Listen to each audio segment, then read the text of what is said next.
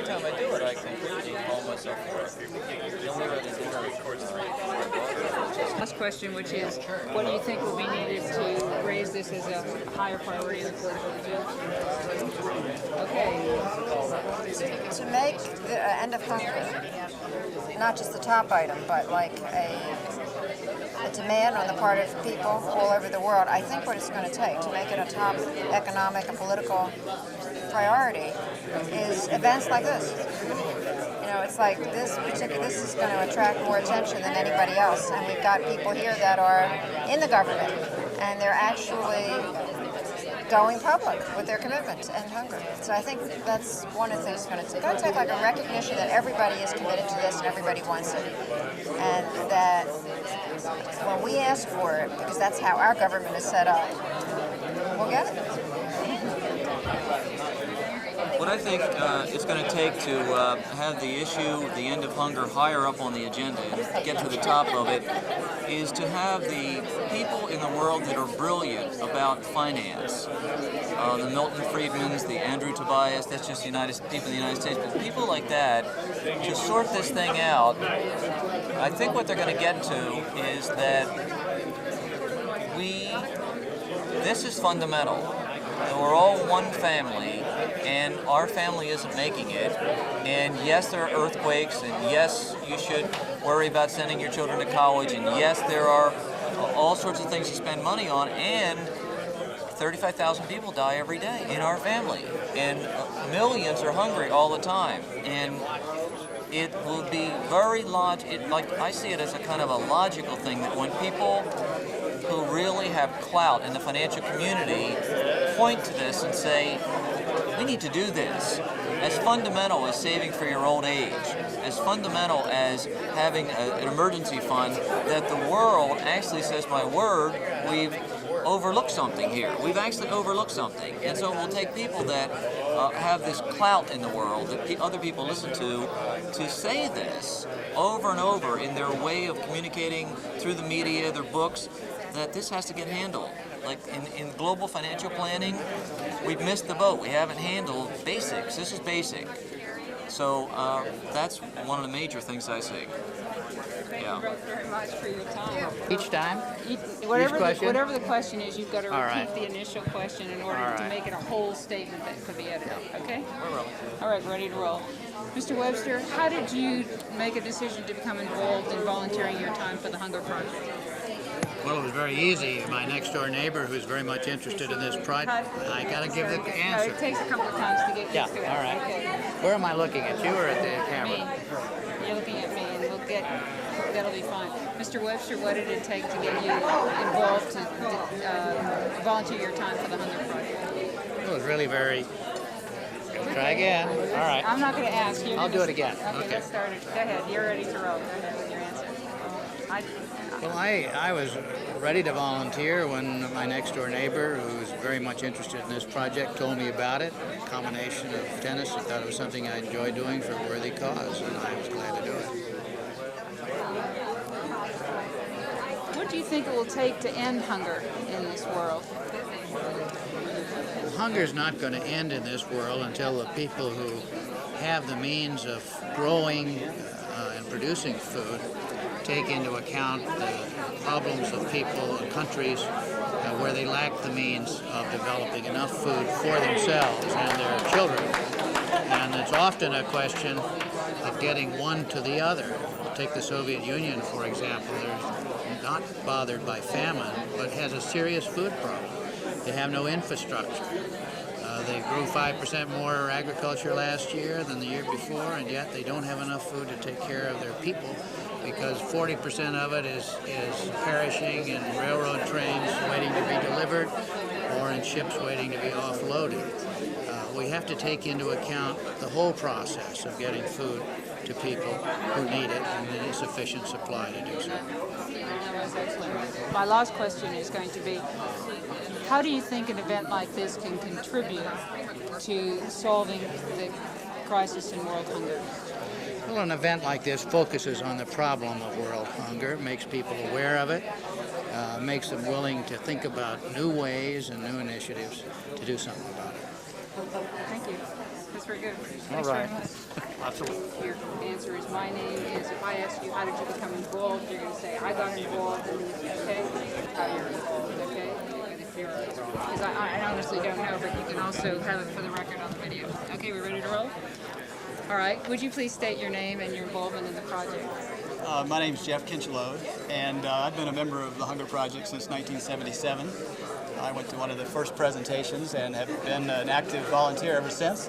I'm currently working with a group called DC Hunger Action here in Washington, D.C., working to end hunger in Washington. And I'm on the board of that organization. And and I'm also, I know Jonathan Clark, who started this event. Okay. Involved in the Hunger Project way back in 1977. Well, the thing that made me want to get involved in the Hunger Project was that We'll have to start it again. Just say, don't say, well, just say the thing that made me got involved. You have to pretend that you're not answering the question. Okay. Roll. The thing that got me involved in the Hunger Project was that I was a VISTA volunteer back in 1973. I went to Watts in Los Angeles and became very familiar with all the various hunger programs and all the poverty law programs. And I had developed a certain kind of resignation about it. And when the Hunger Project came along, it gave me a new energy, a new excitement, a kind of a new vision about what was possible. And so I found it very exciting to have this target of ending hunger as a basic issue in the world by the year 2000. Thank you. What do you think it's going to take to end hunger? The thing that I think it will take to end hunger is going to be a worldwide commitment to do it. That's the ingredient that's missing, is the will and the commitment to get the job done. There are solutions that are working all over the world, and what's needed is more support for the things that are working and to continue to look for what's still missing. I don't have the magic program, but I know we can discover what's needed and supply that. And so right now, I think the thing that people don't understand is this difference between famine and the kind of solutions for famine and chronic persistent hunger, where we need very different kinds of solutions. We need to provide people with opportunity ultimately to end their own hunger. How do you think we can make the issue of ending chronic persistent hunger a higher political priority in the United States? One of the ways we can make ending hunger a priority is beginning at home.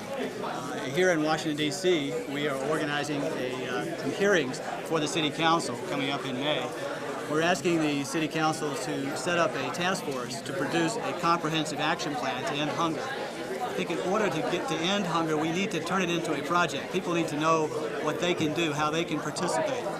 And so one of the first steps in setting up a project is to have a plan.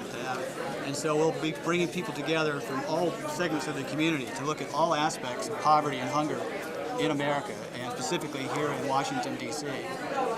How do you think we can make the issue of hunger a nonpartisan issue? I think the way to make ending hunger a nonpartisan issue is to appeal to the things that the common ground, the common commitment that we all have to have a world that works, to have opportunity for people, and to appeal to that. And then within that context, I think we can discover solutions that we can all get behind. One of the things I've discovered, particularly to use a sports analogy, when everybody's committed to winning the game, then who makes the winning shot is not so important. Everything is transformed when that commitment comes first, and then your particular contribution or the contribution that your organization will make or your political party will make is secondary to that. So everyone, when they're really committed to the ultimate goal, can be thrilled about the contribution that everyone else is making. So if I'm committed to this goal, and I may be a Democrat or maybe a Republican, I can be thrilled at whatever the other party is proposing, because I know that'll help get us towards the goal. Very good. I think that was excellent. Thanks very much. Here, we'll skip it. All right, have their attention. Please. All right, court one. Webster and Stockton against Garcia and Solomon. Hooray! Oh, yeah! Get out there! Court two, Dorgan, Stillwell against Cashin and Krulevich. Court three, Sayer and Harris versus Larry Smith and Freddie McNair. And Court 4, Jim Bayless, Bill Twist against Howard Coble and Fred Drilling. Okay, we're ready to roll. Could you state your name and your involvement in this project, please? My name is Claire Rosenberg, and I've been supporting and coaching the Executive Director Jonathan Clark since last November. Thank you. That's the 2011. If you're talking about the Hunger Project, that started way back in 1977. Let's start with the Hunger Project. Okay. First of all. What was your original involvement in the Hunger Project, and what was the reason that you got involved? Well, the reason I got involved was it intrigued me. Okay, the The reason I got involved in the Hunger Project was, okay, Okay, good. let's ready? Okay. Okay, the reason I got involved in the Hunger Project back in 1977 or 78 was that it intrigued me, the whole notion of would it be possible really to end hunger as well as to take on a project that was over such a long period of time. I couldn't conceive of actually taking a project on that was going to last 25 some years. So I was interested to see if that was actually possible. And my original involvement was with what was called the Washington Resource Group. I lived here in Washington, D.C., and there was a group of us that were, knew that Washington, the nation's capital, would play a role in ending hunger. So we gathered together at the home of one of the volunteers and started to look at what we could do. What do you think it will take at this point, some years later, to end hunger? Well, in order to end hunger, from the perspective of years later looking back on today, what I say it will take will be exactly what we're doing here, which is to get it to be the priority for the world's leaders. That if the world's leaders got together and made ending hunger a priority, that we could end hunger.